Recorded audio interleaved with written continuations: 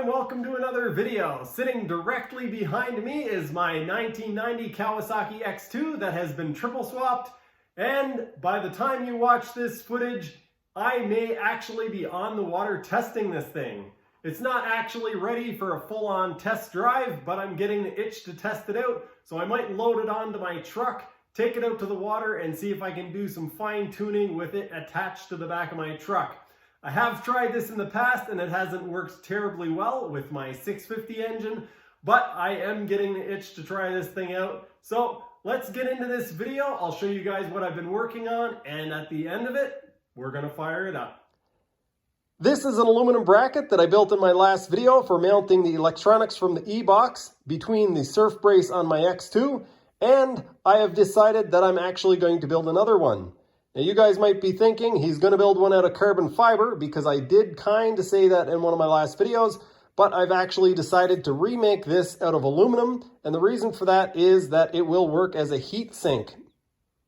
I'm going to be mounting the CDI box, coils, and a voltage regulator, and so this is going to act as a heat sink for all of those parts. As a matter of fact, let's just take a look at what the new one looks like.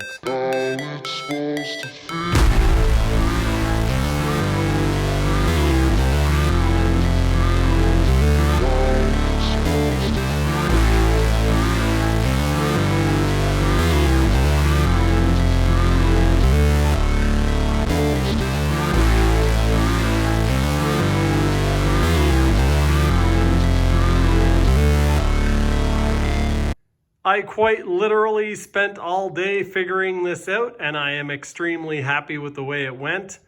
I spent some of the day figuring out the water injection system for the exhaust, and I have that completely run now.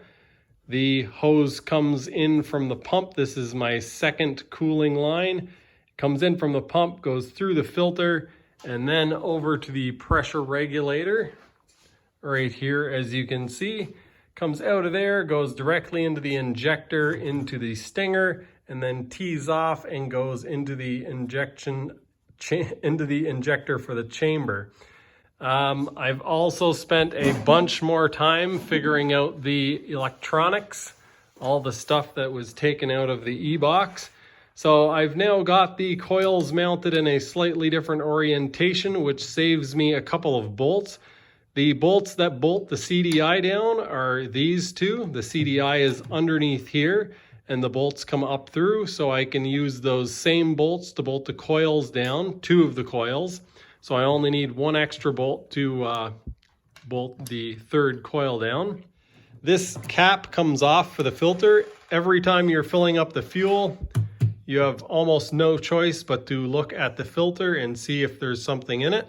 If there is, it comes off quite easily. You can take the screen out and clean that out and deal with that. And so it turned out way better than I thought it would. I was planning on putting the filter down in here somewhere, or making a bracket, or mounting it to the side of the fuel tank. And I have to say, I'm really happy with the way it turned out, really happy with the layout. I'm really pleased that I didn't even have to make a bracket. I basically just zip tied some stuff together, and this is on there quite secure as it needs to be. And yeah, I need to zip tie, hoses, a couple of hoses down and stuff. I'm not doing that yet because this whole surf brace thing is probably going to have to come off to do something. Yes, I'm going to need to screw the fittings onto the tank, which were supposed to show up today, but they didn't. So they're now saying tomorrow. I'm going to have to make little cutout grooves or little holes for the connectors to actually fit down through, but that is definitely not a problem. And I'm going to have to make one hole here for a wire to go down through to the CDI. The CDI wiring harness is right here, so very accessible. I still need to mount the voltage regulator. I've purposely made this so that there is just enough space at the front here to mount the voltage regulator. And then I'm going to have to come up with somewhere to mount the relay, the starter relay. I am about to install the starter relay, and I'm sure a few people will be against this idea, but I'm going to do it anyway. This is a tractor starter relay that I used on my X2 for about a full season, and I can get these for just a couple of dollars through my supplier, so I'm going to use it. Cool thing about this is that I was going to cut off the mount, which you probably can't see, way back there. That is the mount for the bilge siphon, and there is an 8 by 1.25 threaded fitting in there. I was going to cut that off the hull because I wasn't using it for anything. I decided to leave it there just in case I wanted to use wire ties or something. I could use it to hold a cable in place or something. And it turns out that that is just below the connector, the positive connector for the battery, which you can maybe see the brown wire going up to. I am going to install this in there, and that will make it so that I have a very short wire going from the battery connector to the relay, and then from the relay I can just continue down to the starter motor. I've got this box of heavy gauge wires with connectors on it. Most of them are battery cables that I've collected off tractors over the years, and I keep it up on a shelf. I've got other wires and connectors there that I use from time to time. And I was digging through this box. I found this one red wire, which is cut and has another wire attached to it. I was thinking about using this black one because it's pretty close to the right length. I could put some red tape around it. And then I found this. This is pretty much the perfect length. And because this already has a wire attached to it with a spade connector on it, I can attach directly to one side of my starter relay, meaning all I need to do is ground the other side with the starter button, and this will fire right up. I am about 98% sure that this CDI is bad, but I've got the starter hooked up, starter relay, I've got the kill button hooked up. Still don't have the tether switch hooked up because I'm not sure where I'm going to actually mount it. But I thought I would actually spin the engine over and see if I have any fire. Again, pretty sure I'm not going to because, well, I'm pretty sure the CDI is bad. But let's spin it over and see what happens.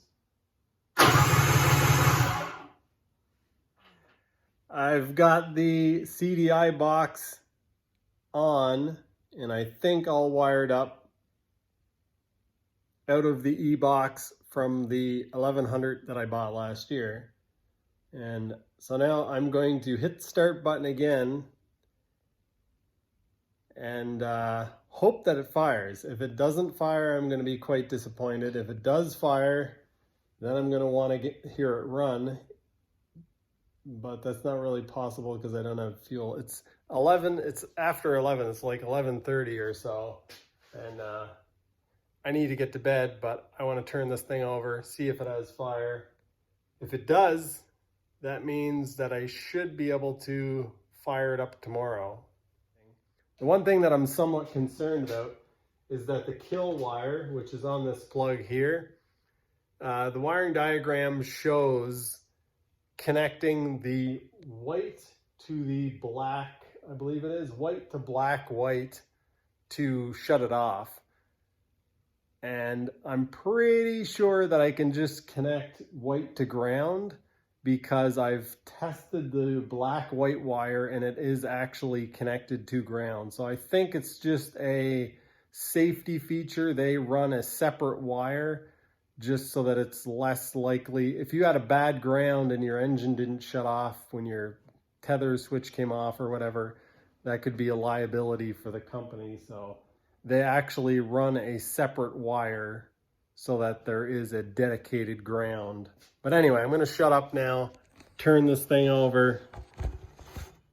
Let's see what happens. No fire.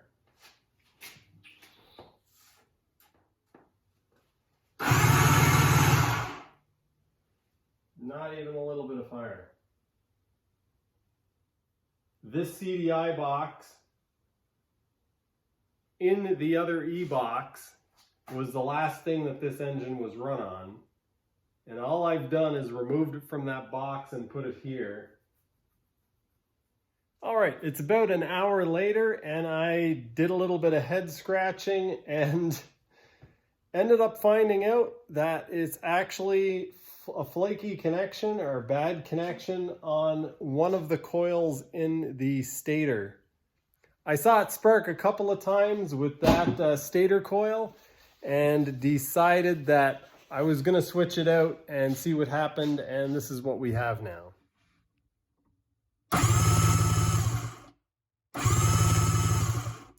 All right, we have fire. It's the next morning, actually it's about noon, and I have put the spark plugs in. I've got some fuel in the fuel tank, and it doesn't appear to be leaking, so that's good news. I'm going to prime this a little bit with some brake cleaner and then turn it over and see if it starts. I don't have the kill button or the kill wire hooked up yet because I'm not 100% sure if that's going to work. But if it starts, I'll plug it in. Actually, it'll probably shut off on its own because I think the idle's set really low. But if it starts, then I'll plug it in and try it again.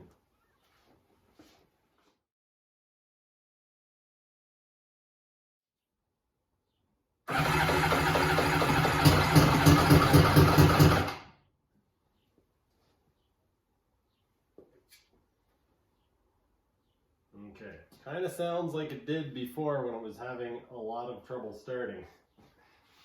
It's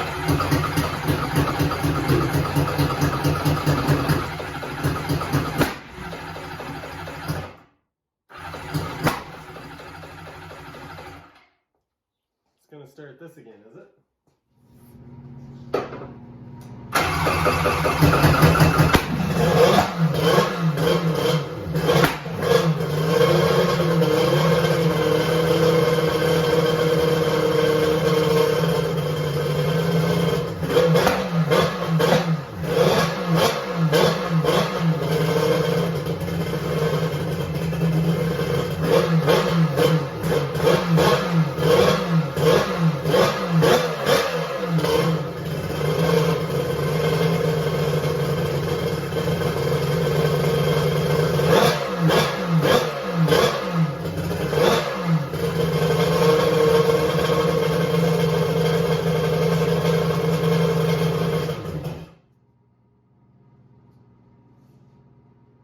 I know, basically doing the same thing it was doing before. All right, let's ignore the fact that it starts like crap and it obviously has some sort of problem, and just try to run it a little bit, maybe make it go through a break-in cycle. So what I've done is I've hooked up the water to it. I've got the garden hose coming in, and because this has two separate feeds, one feeding the water injectors in the exhaust and one feeding the engine, I've actually got the hose teed off. So I can't feed this the way you would normally feed something. I'm gonna try this. I don't know if it's actually gonna work, but what I have is a ball valve on the engine cooling side. So what I can do is I can restrict flow to the engine and hopefully force some water to go through the injectors. Not sure if it's gonna work, but I'm gonna try it. So if I didn't have this ball valve in place, there would be no restriction on the water, on the engine cooling, and so no water would go through the injectors. I can actually test this without starting the engine, so I'm going to turn the garden hose on and see what happens, see if I can play with the ball valve and make it work. I forgot how loud this thing is. It's a fairly nice day, there's people outside, and it's loud. Okay, so it actually worked. I got some water to come through the regulator, so that's good news. And you can actually see the water in the line here.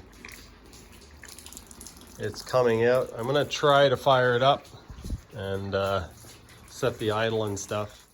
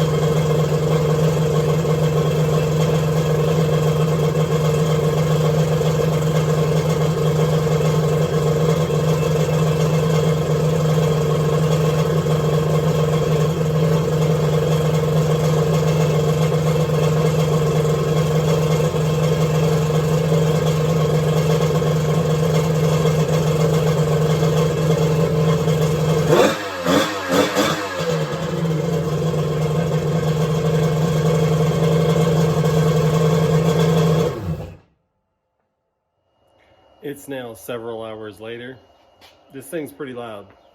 I was gonna do some checks on it, but I think I'm gonna have to take it to the water to actually test it because, well, one, it's really noisy, and two, running it on the hose doesn't tell me a whole lot. I need actual pump pressure going through the cooling system and through the water injection system to know if it's actually working the way it's supposed to. So I can't monitor temperatures. Well, I can monitor temperatures and make sure that nothing bad happens while it's working here, but it doesn't tell me if it's going to do anything weird on the water. So I think what I need to do is actually put it on the back of my truck. I'm thinking about doing that tomorrow, but it is very loud and I don't want to drive all the way to a lake and then not be able to test it, or do something stupid and take it out and drive it on the water and sink it. So I'm not sure what I'm going to do, but I thought I would try firing it up. I fired it up about 10 minutes ago and it just fired right up. It's been a few hours since I started it last. It's completely cooled off, but I tried to start it and it fired right up and idled. I shut it off with a kill switch, so we'll see.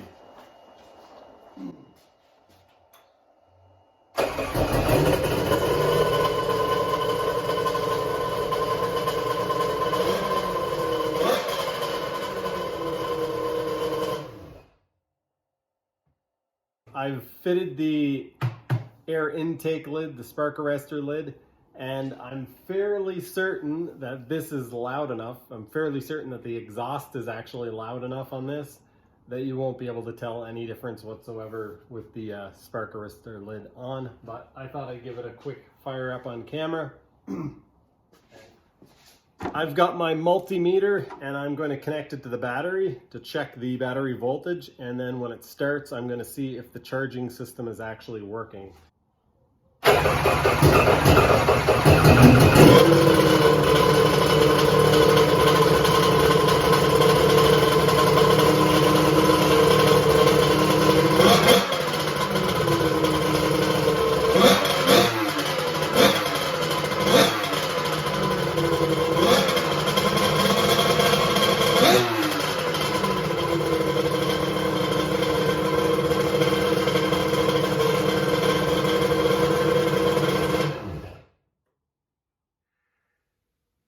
As you guys can probably tell by my grin, I am pretty happy about the way this thing sounds and the fact that it's running. It's great to hear it running and have it so close to being able to test.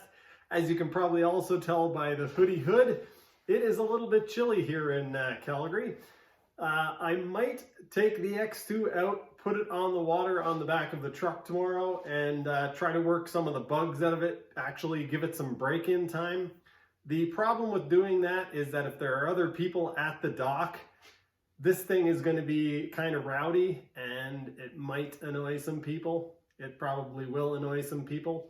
So I'm not 100% sure what I'm going to do. It's either annoying people here or annoying people there. A huge part of me wants to make a big push, stay up all night, and make this thing so I can take it on the water tomorrow. But I'm going to spend the next few hours for sure editing this video. So probably the smart thing to do is just give in and accept that it's going to be a few days before I can actually test ride this thing on the water and just take it out. It's about an hour and a half drive to the lake, an hour and a half drive to the lake. So if I take it there, leave it on the back of the truck, and I don't know, do a couple heat cycles on it, break the engine in, maybe do a few adjustments. I actually found a leak I didn't show you guys because it's impossible to show you. But on the exhaust elbow where I had to block off the water jacket passages, there's a small leak. I'm not worried about it. I'm going to actually test it this way. I might actually even test ride it this way. It's a fairly small leak, but I might take it out, leave it on the truck, or if there's nobody there, I don't know, tie it to the dock or something and see if I can actually do some load testing on it to see if the carburetor is kind of in the ballpark of being right and just check some other stuff, see if I can figure out the flow of the water through the cooling system and the water injection. Obviously, I will take some footage of that and try to bring you guys along with me for the journey. But like I've already said, I think the smart thing to do is skip over the actual test ride, because I can only see that going bad at this point. I have an intake. I'll actually grab the hood and show you guys what I keep mentioning about the hood. The previous owners of this actually modified the hood. This hole isn't originally there. And what they did is they put a piece of ABS pipe in the hood to give it a little bit more airflow to the intake, give it more under the hood airflow. And I pulled that ABS pipe out when I was refinishing or starting to strip down the hood, I guess. And my plan is to put either a carbon fiber tube or a fiberglass tube in there. For one, it'll be lighter. For two, it'll offer more airflow. And three, it will look better. And yeah, just be better all around. But that's going to take a little bit of time. I also have to plug up a couple of holes here, and because this is a a little bit of a sketchy project, I'm not going to take this out and test ride it until I actually have a tether switch on it. I also want some way to boost it. In doing the testing here, I didn't show you guys all the problems that I had with it because of time restraints, but it did give me trouble starting for quite a while. It did a lot of backfiring and stuff, as you saw in the footage that I did show. I actually would like to have some sort of a boost pack or something so that I can carry it with me when I'm doing a test ride, so that if it does starting with difficulty, the battery won't leave me stranded. I turned it over on and off for probably about 4 or 5 minutes before it actually started. And the battery went down to, it has 3 lights on it that tell you the health of the battery, and it was only showing 1 before I finally got it to start. So, got a few things to take care of before I actually take it for a test drive. So I'm assuming that the next video that you guys see will just be me doing some testing with it attached to the back of the truck or on a dock. Of course, there is a week between now and the next video, the next Sunday upload. Maybe I will do a Wednesday and then next Sunday will actually be a test ride. Who knows? I might get to the lake and there might still be ice there. But that is going to do it for this one. Thanks for watching. I hope you guys are as excited as I am. And yeah, I'll see you next time.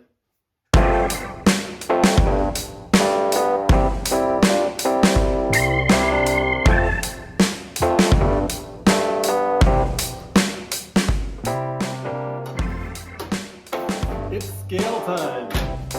The original e-box is 9 pounds, which is about 4.1 kilograms.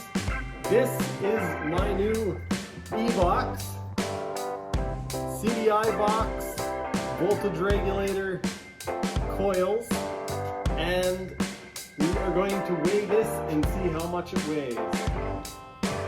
1,185 grams. 2 pounds, 9.8 ounces. That is a pretty big weight savings.